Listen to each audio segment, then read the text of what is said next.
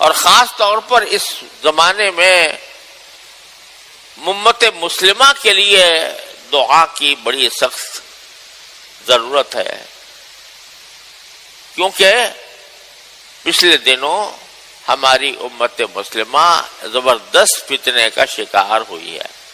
آپ سب جانتے ہو کہ اسرائیل نے اور امریکہ نے ایران کے اوپر حملہ کر دیا، اور اب حملہ کرنے میں کسی شرم اور حیا کی ضرورت بھی نہیں ہے۔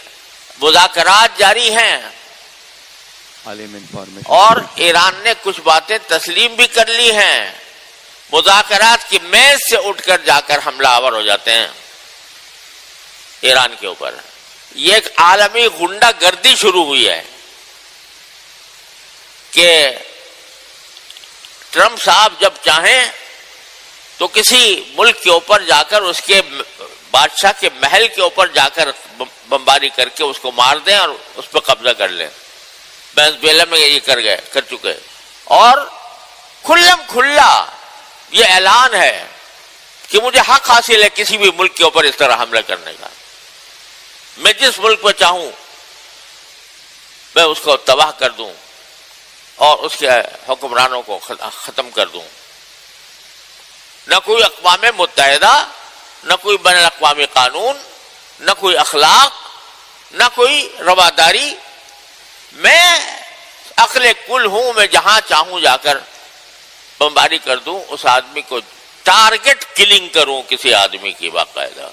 تو یہاں بھی ایران کے اوپر حملہ کر کے اسرائیل اور امریکہ نے امت مسلمہ کے خلاف زبردست سازش کھڑی کی ہے۔ مقصد اس کا یہ ہے کہ مسلمان آپس میں متحد نہ ہوں، مسلمانوں کو مسلمانوں سے لڑا دیا جائے۔ ایران پر حملہ ہوا، مذاکرات کے عین درمیان ابھی بات چیت مکمل ہونے والی تھی اور حملہ ہو گیا، اور اس کے سربراہ کو باقاعدہ نشانہ بنا کر قتل کیا گیا۔ یہ جنگل کا قانون، یہ عالمی غنڈہ گردی، اس کا ارتکاب کیا اس رمضان کے اندر۔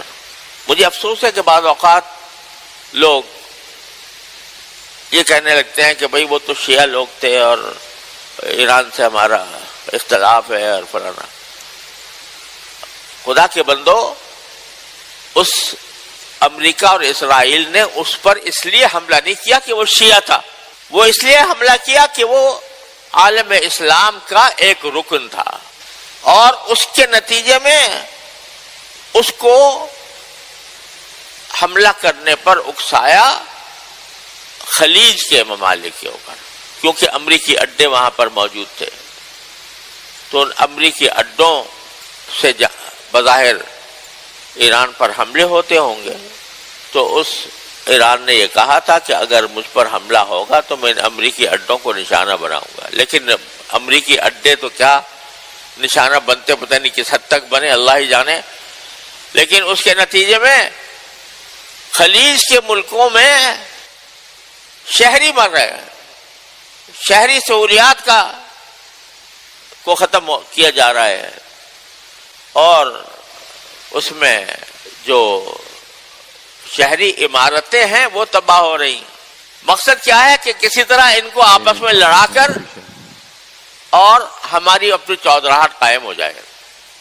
اب جس ملک کے اوپر حملہ کر رہا ہے، جس کے سربراہ کو قتل کیا ٹارگٹ کلنگ کر کے، اب وہ جب اپنا نیا کوئی سربراہ مقرر کرنا چاہتے ہیں تو حضرت فرما رہے ہیں ٹرمپ صاحب کہ مجھے شامل کرو اس مشورے میں کہ تمہارا نیا سربراہ کون ہوگا۔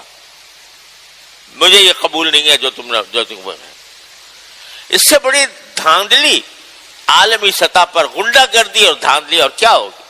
تو اس موقع پر ضرورت ہے کہ ایران کے بڑے حصے سے جو شیعہ مذہب رکھتے ہیں، ہمیں عقائد کا اختلاف ہے، لیکن خدا کے بندو یہ دیکھا کرو کہ کس وقت کس بات کا موقع ہے. کیا یہ وقت ایسا ہے کہ اس میں شیعہ سنی اختلافات کو ہوا دی جائے؟ کیا امریکہ نے اس لیے حملہ کیا کہ وہ تمہارے عقائد کے خلاف رکھتا تھا؟ وہ تو ایک مسلمان کا نمائندہ چونکہ سمجھا جاتا تھا، اس لیے اس کے اوپر حملہ ہو رہا ہے، اور وہ اس کے مقابلے میں ڈٹ کر کھڑا ہوا ہے. اس کی تو اس لحاظ سے ہمیں حمایت کرنی چاہیے. اور یہ اچھی بات ہے کہ ہماری حکومت نے بھی ایران کے ساتھ اس معاملے میں ہم آہنگی کا اعلان کیا. اگرچہ ساتھ ہی ساتھ وہ المیہ بھی چل رہا ہے جس کا میں نے پچھلے جمعہ میں ذکر کیا تھا کہ پاکستان اور افغانستان کے درمیان بھی جنگ جاری ہے، ابھی تک بند ختم نہیں ہوئی. اور پچھلے جمعہ میں نے عرض کیا تھا تفصیل کے ساتھ کہ کیا وجوہ ہیں جن کی بنا پر یہ جنگ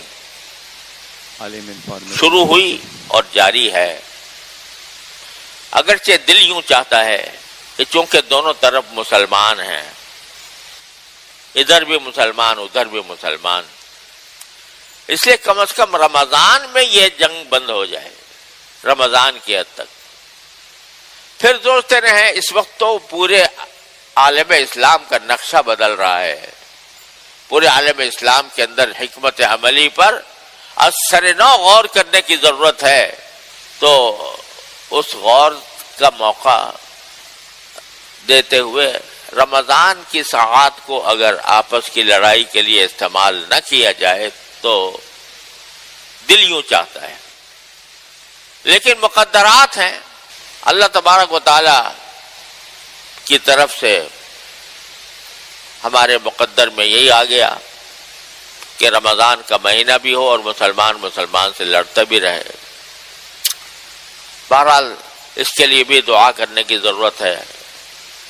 راتوں کی تنہائی میں اللہ تبارک و تعالیٰ کے بارگاہ میں حاضر ہو کر اللہ سے یہ فریاد کریں یا اللہ ہم ان فتنوں میں گھر گئے ہیں، اور اسرائیل اور امریکہ اس فکر میں ہے کہ کسی طرح مسلمانوں کی اینٹ سے اینٹ بجا دیں اور ان کو آپس میں لڑا کر یا آپس میں لڑ بڑھ کر خود ختم ہو جائے. یا اللہ ہمارے قبضہ قدرت میں تو کچھ ہے نہیں، ہم صرف آپ کی بارگاہ میں یہ التجا کر سکتے ہیں کہ یا اللہ اپنی رحمت سے ہمیں اس فتنے سے نکال لیجئے، اور امت مسلمہ کو متحد ہونے کا جو خواب ہے اللہ اس کو تعبیر اس کی عطا فرما دیجئے. ساری امت مسلمہ اگر متحد ہو جائے تو نہ کوئی امریکہ، نہ کوئی اسرائیل، نہ کوئی اور، نہ بھارت، نہ کوئی اور ہمارا دشمن، وہ ہمارا کچھ بگاڑ نہیں سکتا. اللہ تعالی نے مسلمانوں کے اتحاد میں اتنی طاقت دی ہے، لیکن ساری سازشیں اس پر چل رہی ہیں کہ یہ اکٹھے بیٹھیں، ان کو لڑاؤ.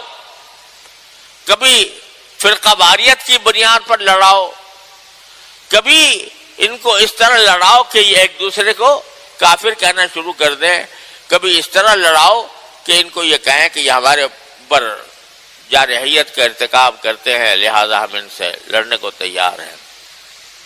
مختلف اندازوں سے مسلمانوں کو لڑایا جا رہا ہے، لیکن اس ساری کائنات میں جو کچھ ہو رہا ہے وہ اللہ جل جلالہ کی قدرت سے، اس کی رحمت سے باہر نہیں ہے.